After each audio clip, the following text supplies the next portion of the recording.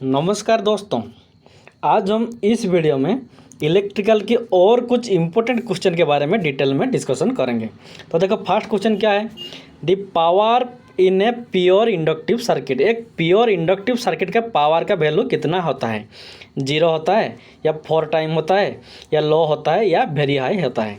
तो इसका आंसर होगा 0 होगा। प्योर इंडक्टिव सर्किट का पावर 0 होता है। तो क्यों 0 होता है, देखो जो हमारा प्योर इंडक्टिव सर्किट होता है उसमें वोल्टेज और करंट के बीच में जो एंगल बनता है वो 90 degree, theta equal to 90 degree बनता है।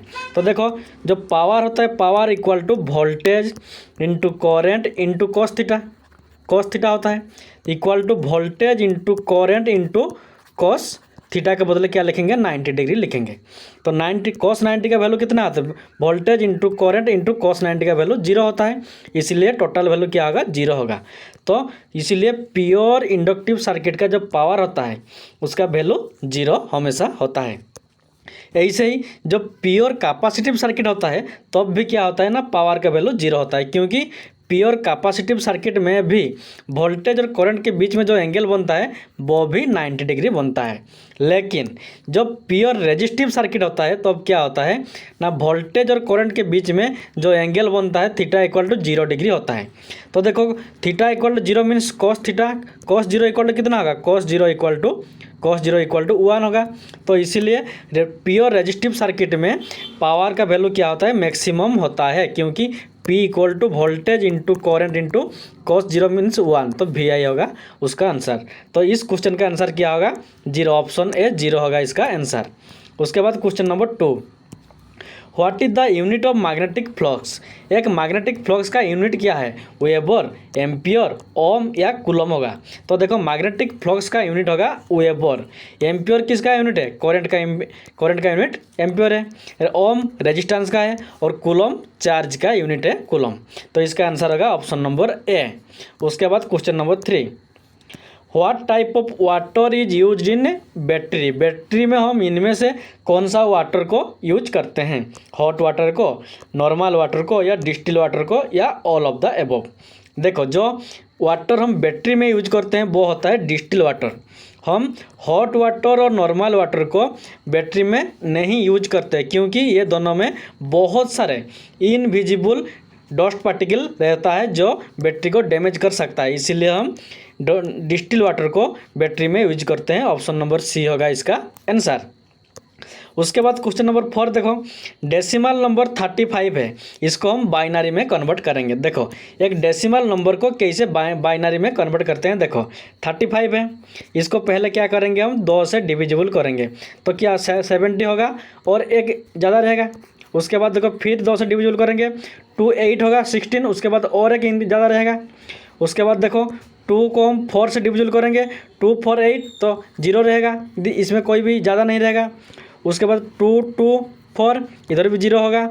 उसके बाद 2 1 2 इक्वल टू 0। तो देखो 1 0 0 0 1 1, तो इसका आंसर होगा 1 0 0 0 1 1 है 35 का बाइनरी वैल्यू। तो ऑप्शन देखो ये वाला ऑप्शन, इसमें करेक्ट आंसर नहीं है, तो इधर 2 0 है, हम 3 0 लिखेंगे, तो इसका आंसर होगा ऑप्शन नंबर बी 1 0 0 0 1 1। उसके बाद देखो उसका रिवर्स देखो, उधर था डेसिमल को बाइनरी में कन्वर्ट करते थे, लेकिन इधर हम बाइनरी को डेसिमल में कन्वर्ट करेंगे। तो कैसे होता है देखो, इधर कितना नंबर है, 1 2 3 4 5 6 7 नंबर है। तो देखो कैसे हम इस बाइनरी नंबर को डेसिमल में कन्वर्ट करेंगे। पहले इस 1 को लिखेंगे 1 इंटू 2 लिखेंगे, इधर 7 नंबर था उसे एक कम करेंगे, 2 का पावर 6 लिखेंगे, प्लस उसके बाद क्या है 0 है, इधर 0 लिखेंगे, इंटू 2 का पावर इधर 6 था, इधर 5 लिखेंगे, एक कम लिखेंगे, प्लस इधर 1 है 1 लिखेंगे नेक्स्ट। उसके बाद इंटू 2 का पावर इधर 5 था, इधर 4 लिखेंगे, प्लस 1 के बाद फिर 0 आएगा, इधर 0 हो गया, इंटू 2 का पावर इधर 4 था, इधर 3 होगा, प्लस 0 के बाद क्या है 1 है, 1 आएगा, इंटू 2 का पावर 2 रहेगा, इधर 3 था तो एक कम रहेगा 2 रहेगा, प्लस फिर कितना होगा 1 है, 1 आएगा, 1 इंटू 2 का पावर 1, इधर 2 था इधर 1 होगा, प्लस और एक 1 है, इधर 1 आएगा, 1 इंटू 2 का पावर 0 होगा। तो देखो इसका आंसर क्या, 2 का 1 इंटू 2 का पावर 6 मीन्स 64 होगा। प्लस इधर जीरो है, जीरो के साथ किसी भी मल्टीप्लाई करो आंसर जीरो ही आएगा, तो जीरो। प्लस इधर 1 इंटू 2 का पावर 4, तो इधर 16 होगा। प्लस जीरो है मीन्स इधर जीरो होगा। प्लस इधर 2 का वैल्यू कितना है, 2 का पावर 2 है तो 4 होगा। 4 प्लस इधर 2 का पावर 1 मीन्स 2 होगा। प्लस इधर 2 का पावर 0 मीन्स 1 होगा। तो देखो 64 प्लस 16 80 हो गया। प्लस इधर 4 2 6 प्लस 1 7 प्लस 7, तो आंसर हो गया 87। तो इसका आंसर हुआ 87। तो इसी तरह बाइनरी से डेसिमल को कन्वर्ट करते हैं, ऑप्शन नंबर सी होगा इसका आंसर। उसके बाद question number 6, which type of losses are constant in a transformer, means transformer में कौन सा लॉस को हम कांस्टेंट लॉस कहते हैं। देखो जो लॉस ट्रांसफार्मर, देखो ट्रांसफार्मर में इधर ऑप्शन है, ए पर है आयरन लॉस, बी पर है बोथ ऑफ देम, सी पर है कॉपर लॉस, डी पर है नॉन ऑफ दिज। तो देखो जो कांस्टेंट लॉस होता है ट्रांसफार्मर में 2 टाइप का लॉस होता है।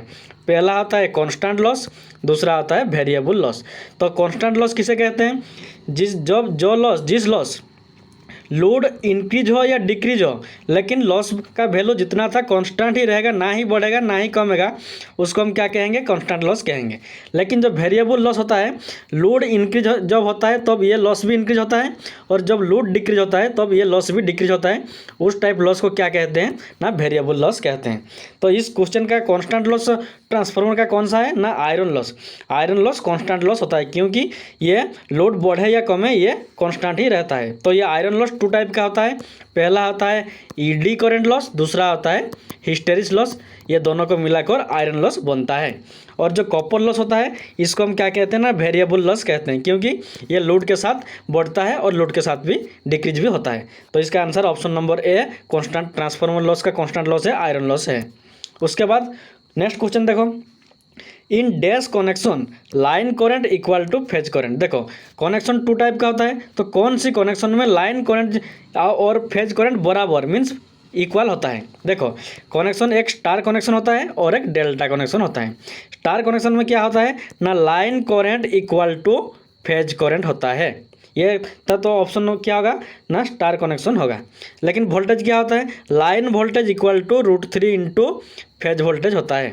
लेकिन डेल्टा में क्या होता है ना, line voltage equal to phase voltage होता है, और line current equal to √3 into phase current होता है। तो देखो तो इसका आंसर क्या होगा, इन स्टार कनेक्शन, और डैश में क्या होगा star, in star connection line current equal to phase current होगा। तो आज के लिए इतना ही, थैंक यू।